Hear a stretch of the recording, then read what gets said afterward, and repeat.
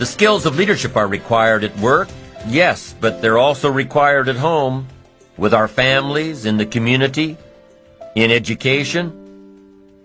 I call leadership the challenge to be something more than mediocre. A step up to the new challenge, the new opportunity. It was said of Abraham Lincoln that he was at his mother's bedside when she died. Her last words were, "Be somebody, Abe." And if that story is true, evidently he took it to heart and proceeded from that moment to become somebody. Now, when it comes to being a leader, if you really want to attract quality people, the key is to become a person of quality. Leadership. The ability to attract someone to the gifts and skills and opportunities you offer as an owner, as a manager, as a parent. I call leadership the great challenge of life. In a wide variety of areas, in science, in politics, industry, and education, sales. And here's a major one. Here's one of the greatest, the challenge of parenting. The greatest challenge of leadership is parenting. Not just getting our salespeople ready for the 21st century, not just getting our business colleagues ready for the 21st century, but getting our children ready for the 21st century. But now here's what's important in leadership. Refinement. All great leadership keeps working on itself until it becomes refined and effective. And here's some refinement. Learn to be strong but not rude. This is a refinement. These are the extra steps to become a powerful, capable leader with a wide range of reach. Some people mistake rudeness for strength. It's not even a good substitute. Next, be kind but not weak. We must not mistake weakness for kindness. Kindness isn't weak. Kindness is a certain type of strength.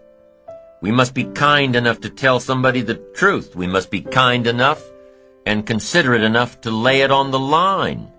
We must be kind enough to tell it like it is and not deal in delusion. Next, learn to be bold but not a bully. It does take boldness to win the day, to build your ambitions. You've got to stride out front. You've got to be willing to take the first arrow, to take the first problem, first trouble. I think we'd all agree that farming is not an easy job. We must face the weeds and the rains and the bugs straight on. It's not an easy task. But if you want any value at harvest, you've got to press, you've got to be bold, you've got to seize it. Here's the next one. You've got to be humble but not timid. You can't get to the high life by being timid. Some people mistake timidity for humility. But humility is a virtue. Timidity is a disease. It's an affliction. Now it can be cured, but it is a problem. Humility is almost a godlike word. A sense of awe, a sense of wonder, an awareness of the human soul and spirit. Something unique about the human drama versus the rest of life. Humility is a grasp of the distance between us and the stars, yet having the feeling that we're part of the stars. Here's a good refinement. Be proud but not arrogant. It takes pride to win the day. It takes pride to build your ambition. It takes pride in community. It takes pride in cause, accomplishment. But the key is to be proud without being arrogant. Do you know the worst kind of arrogance? Arrogance from ignorance. It's hardly tolerable. And it can be expensive. A young newlywed couple got some money from their parents to buy a new set of patio furniture. Young couple goes to the store and picks out the perfect set. They go to the checkout, and the clerk scans the UPC code. The couple says, "Hey, there's 4 chairs in this container.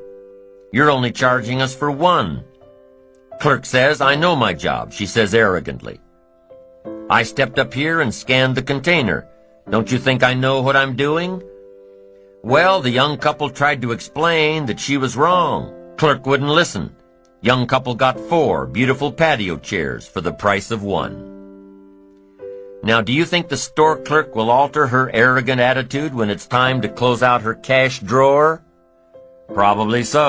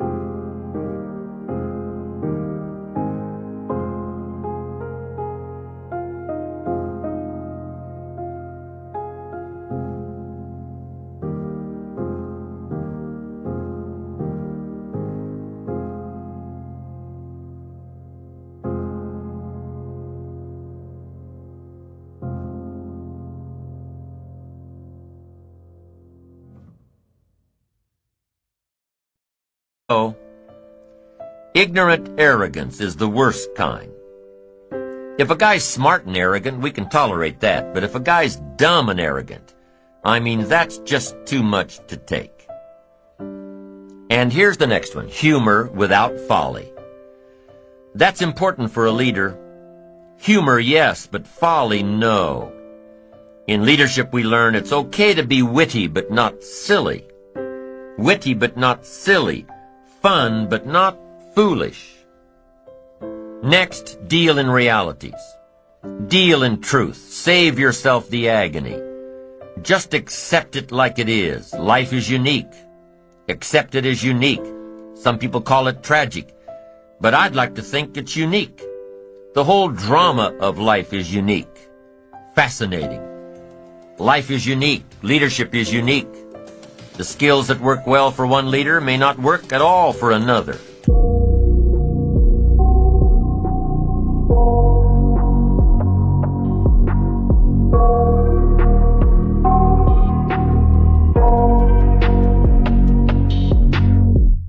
I got nightmares in my head, I fear that the thoughts build up until I can't hear, that my mind fills up into a creature, and it haunts me somewhere much deeper. Anxiety, filling up every space, no privacy. And silently, it could build and build until you finally see, whoa, it's taking over, damn no closure, moving closer. No exposure, I just wanna be a loner. Some can't stay sober, looking over all their shoulders, like moving boulders just to get out of the home. It sucks, I've had enough, I don't wanna feel the stuck under the rug, all my problems that I shove. I got nightmares in my head, I fear that the thoughts build up until I can't hear, that my mind fills up into a creature, and it haunts me somewhere much deeper. I got nightmares in my head, I fear that the thoughts build up until I can't hear, that my mind fills up into a creature, and it haunts me somewhere much deeper. I've been feeling weird, I can't seem to focus good enough. Nothing's really clear, sometimes it could be a little tough. I just need to feel like the end's in sight for me, but let's be really real, anxiety can foggy all this stuff. I've been feeling weird, I can't seem to focus good enough. Nothing's really clear, sometimes it could be a little tough. I just need to feel like the end's in sight for me, but let's be really real, anxiety can foggy all this stuff. It sucks when you finally feel like giving up. Oh God, no luck, everything feels like you're sticky stuck. I'm lost, handcuffed to the bed where I sleep, don't give a fuck. Can't stop, unplug, feeling overwhelmed, I think I've had enough. Gotta find a way to get some energy, gotta find someone who's a good friend of me. I need purpose to make it all worth it, I'm still searching and I'm still learning. I want a life that's filled with memories, not a life with regret and frenemies. I need focus to keep me from hopeless psychosis if I keep moping. I got nightmares in my head, I fear that the thoughts build up until I can't hear, that my mind fills up into a creature, and it haunts me somewhere much deeper. I got nightmares in my head, I fear that the thoughts build up until I can't hear, that my mind fills up into a creature, and it haunts me somewhere much deeper. I've been feeling weird, I can't seem to focus good enough. Nothing's really clear, sometimes it could be a little tough. I just need to feel like the end's in sight for me, but let's be really real, anxiety can foggy all this stuff. I've been feeling weird, I can't seem to focus good enough. Nothing's really clear, sometimes it could be a little tough. I just need to feel like the end's in sight for me, but let's be really real, anxiety can foggy all this stuff.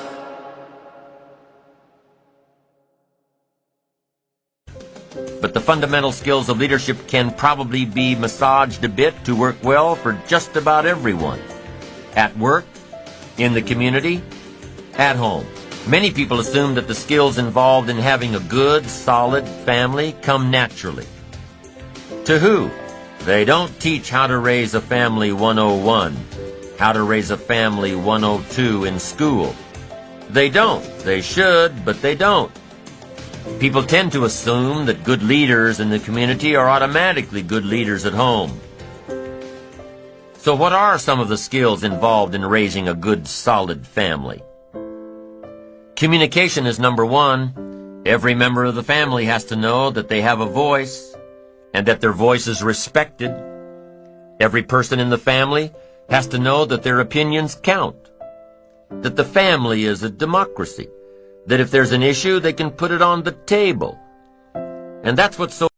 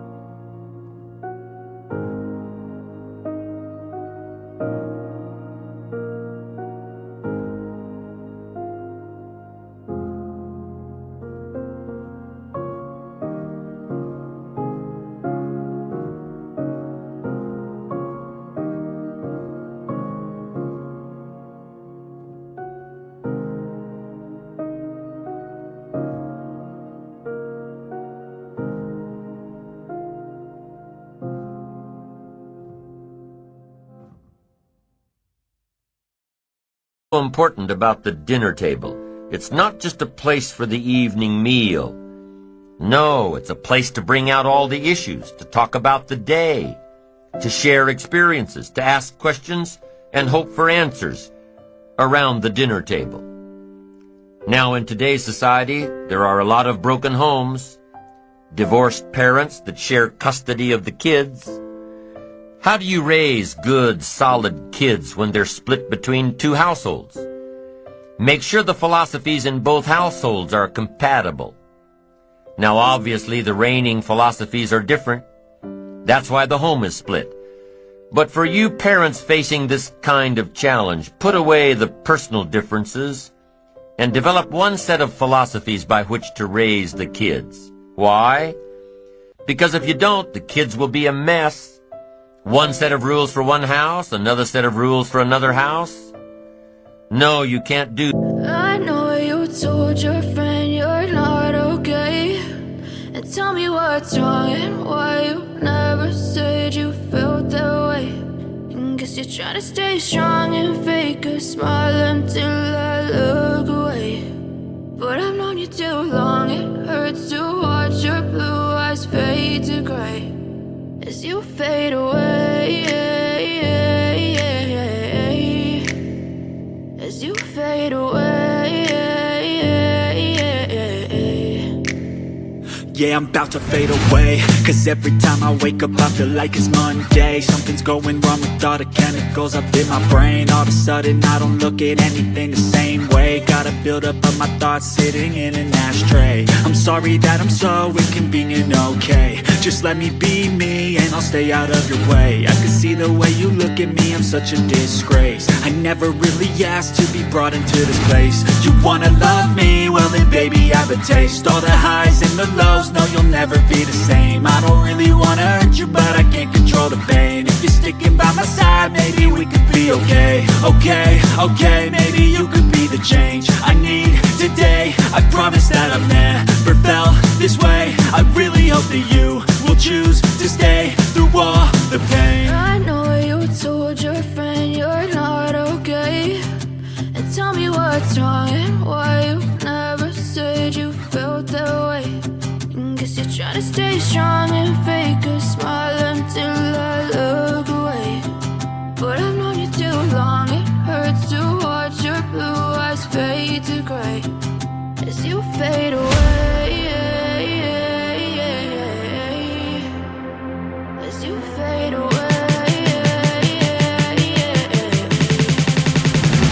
as you fade away, as you fade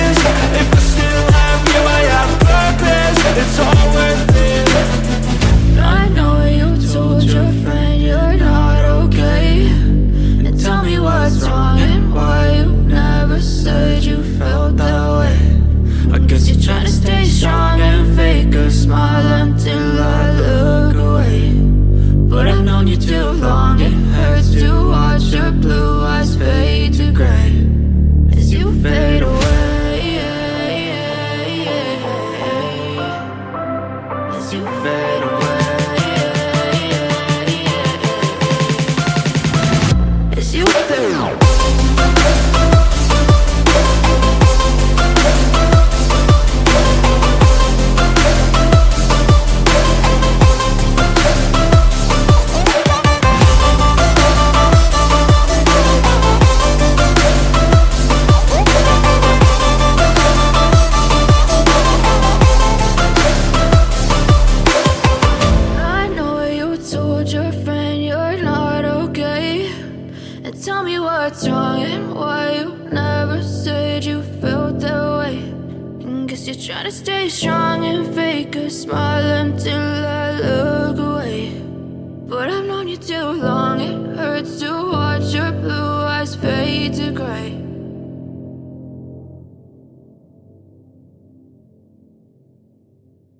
this, because if you do, the kids will grow up confused as to what's right and what's wrong. So regardless of how your household is set up, make sure that communication plays a vital role. Everybody needs a voice. Everybody has to be heard. And everybody has to acknowledge that everyone else's voice counts. That's number one, communication. Here's number two in raising a solid family, activity. There was a study done a while back that surveyed a large group of happy families, and here's what they all had in common. First thing, they made a regular habit out of eating dinner together as often as possible. Second thing, they were all involved in one physical activity or another, walks, tennis, swimming, basketball. They planned family physical fitness activities. Third thing, they made a regular habit of spending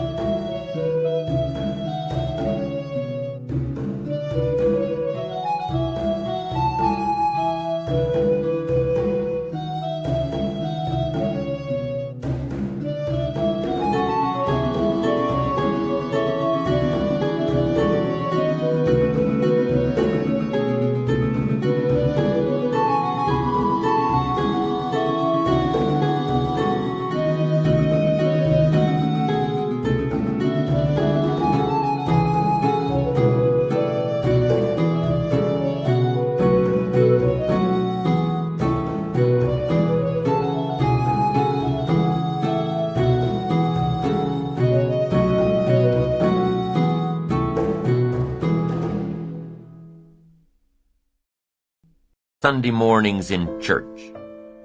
And the fourth common denominator between successful families, the parents scheduled quality, personal time together.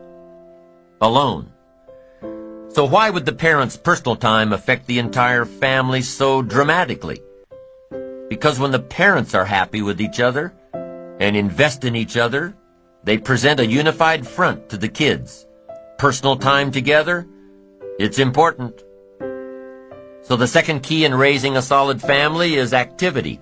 Outside activity, planned activity, bike rides in the summer, ski trips in the winter, boating, fishing, trips to the zoo, frisbee in the yard, baseball, softball, basketball, whatever interest your family has, make sure you take time to schedule these kinds of activities, outside activities, on a regular basis.